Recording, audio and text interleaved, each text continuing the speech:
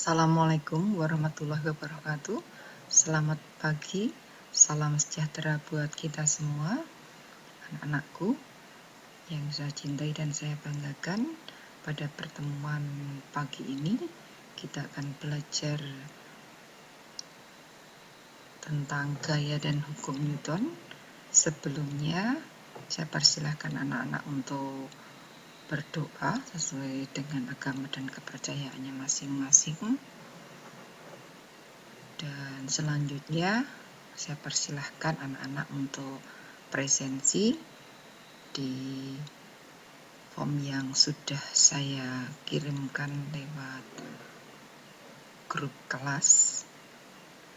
Baiklah anak-anakku, pada pertemuan pagi ini kita akan membahas tentang gaya dan hukum Newton.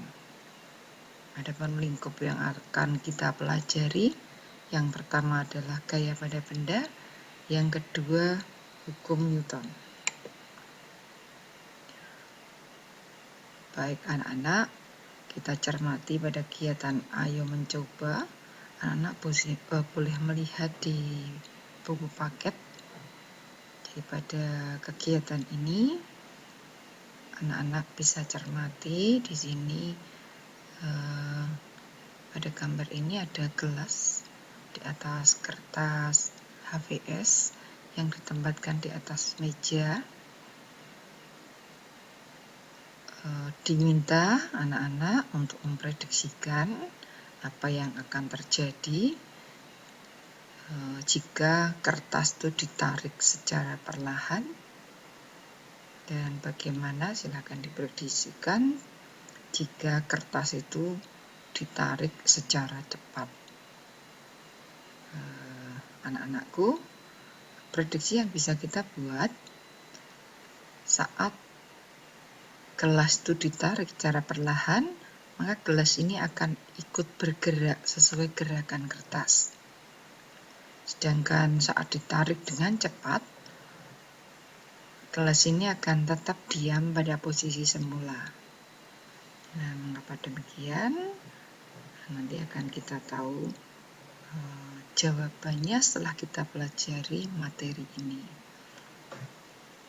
Juga pada ilustrasi yang kedua, di sini ada anak yang duduk di kursi mobil saat mengendarai mobil ini menggunakan sabuk pengaman. Nah, anak-anak, nanti kita akan setelah belajar ini kita akan tahu apa fungsi dari sabuk pengaman, mengapa orang yang mengendarai mobil itu diwajibkan menggunakan sabuk pengaman. Kita lanjut anak-anak, indikator yang akan kita capai. Ini yang pertama, peserta didik dapat mengidentifikasi gaya dan sifat-sifatnya. Yang kedua, peserta didik dapat mengelompokkan macam-macam gaya. Yang ketiga, peserta didik dapat membedakan massa dan berat benda. Adapun indikator yang keempat, peserta didik dapat mendeskripsikan hukum 1, 2, dan 3 Newton. Adapun tujuan pembelajaran pada materi ini diharapkan setelah mempelajari gaya dan hukum Newton, diharapkan peserta didik dapat 1. Mendefinisikan tentang gaya.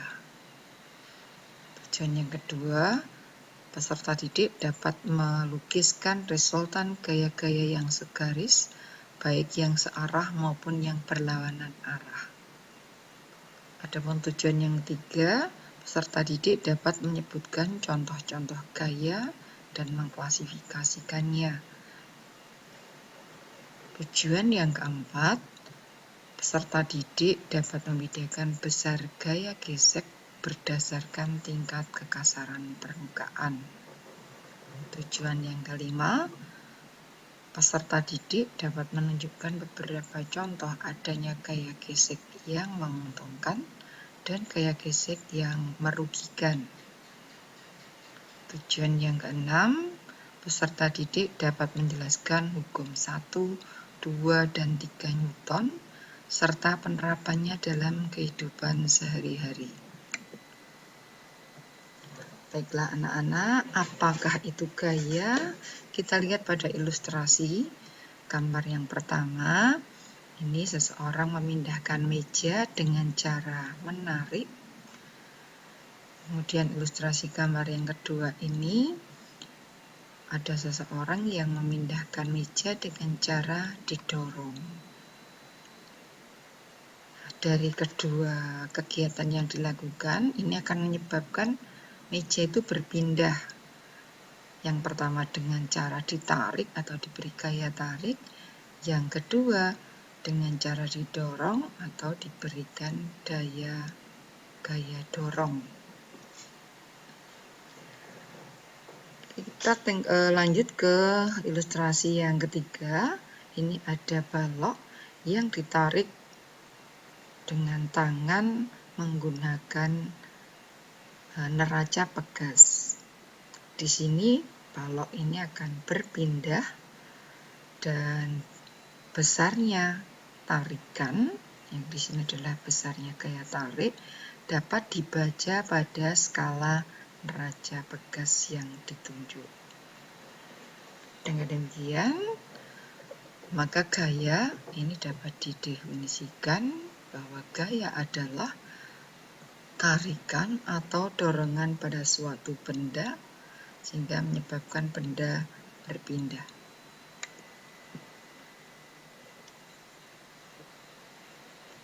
Kita lanjut anak-anak ke pengaruh gaya. Jadi dengan adanya gaya ini bisa menyebabkan yang pertama benda bergerak. Jadi seperti contoh ilustrasi di depan tadi. Yang kedua benda berubah arah. Anak-anak bisa mendeskripsikan pada orang yang bermain bola ini kemana arah gerak bola ini sesuai dengan arah gaya yang diberikan oleh pemain bola terhadap bola tersebut. Yang ketiga, bahwa gaya itu dapat merubah bentuk. Kita bisa mengilustrasikan pada gambar ini, bentuk tanah ini dapat berubah karena adanya gaya yang mengenai tanah tersebut saat dilewati ban mobil. Bisa juga anak-anak bisa membentuk plastisin, bisa menjadi bermacam-macam bentuk dengan cara anak-anak memberikan gaya pada plastisin tersebut. Baik anak-anak, kita lanjut ke macam-macam gaya. Pada ilustrasi gambar di bawah ini ada beberapa macam gaya. Untuk yang pertama ini ada gaya otot.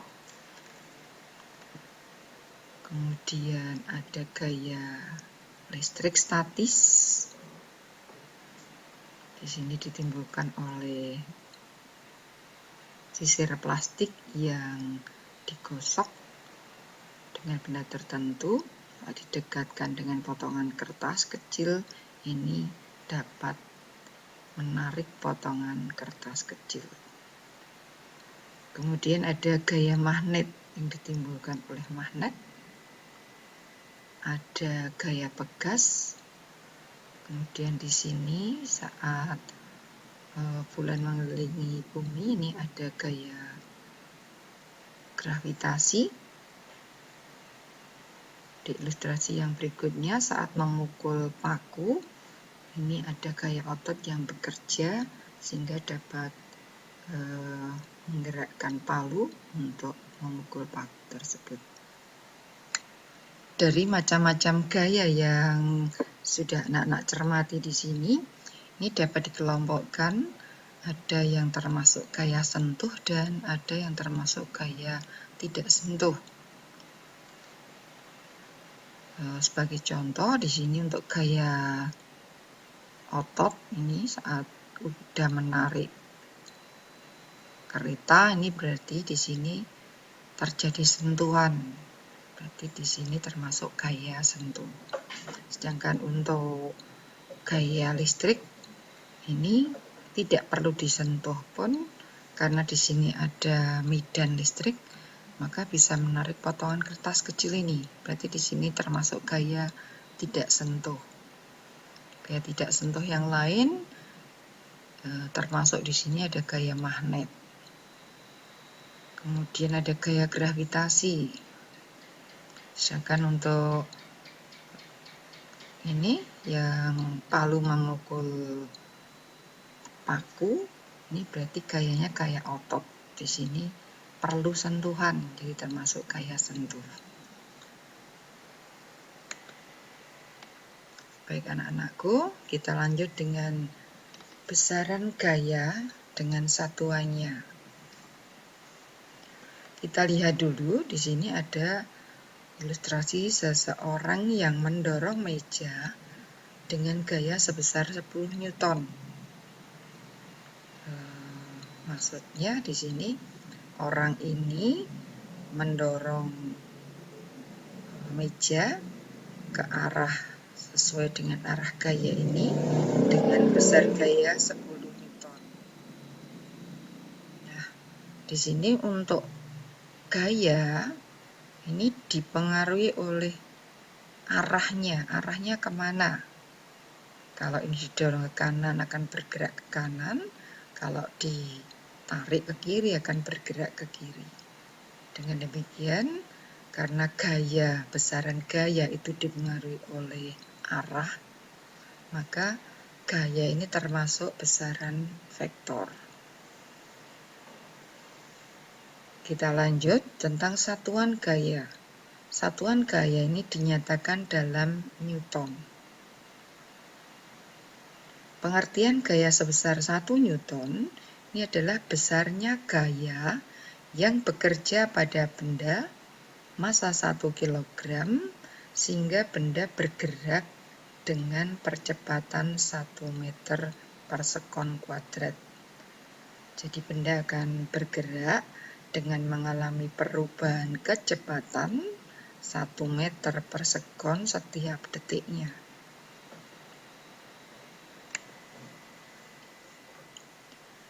Baik anak-anak, dari pengertian tadi kita bisa asik mencoba dengan permasalahan ini.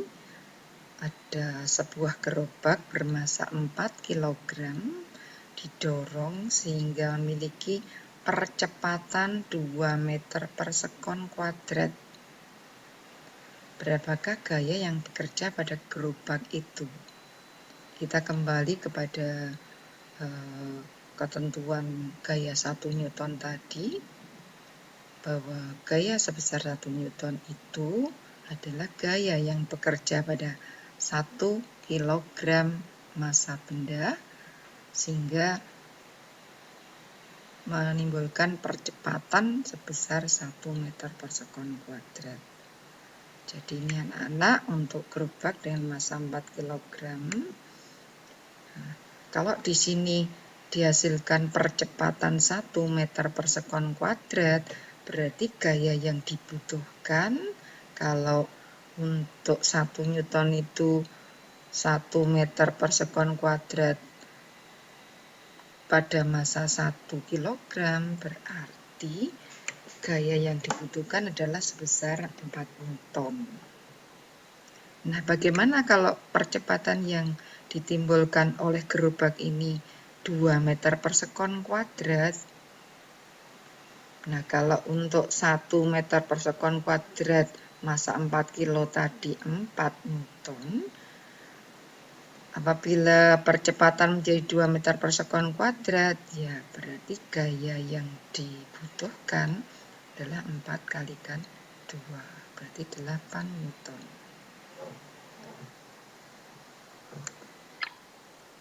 Anak-anak, di sini gaya itu digambarkan dengan anak panah, yang mana panjang anak panah itu menunjukkan besar atau nilai gaya, dan arah anak panah itu